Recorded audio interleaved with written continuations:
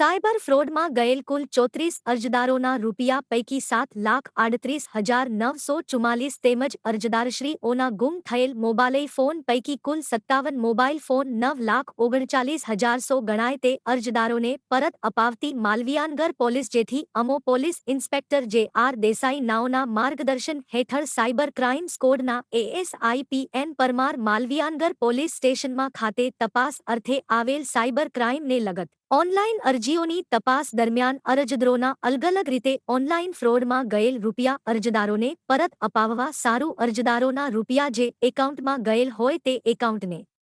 તાત્કાલિક સીઝ કરી અરજદારના ઓનલાઈન ફ્રોડમાં ગયેલ રૂપિયા અરજદારોને પરત અપાવેલ હોય તેમજ ચીર પોર્ટલની કામગીરી માલવિયાનગર પોલીસ સ્ટેશન વિસ્તારમાંથી અરજદારોના ગુમ થયેલ મોબાઈલ ફોનની અરજી આધારે ચીર પોર્ટલની મદદથી તેમજ ટેકનિકલ રીતે મહેનત કરીને કુલ 57 અરજદારશ્રીઓના મોબાઈલ ફોન પરત અપાવેલ છે।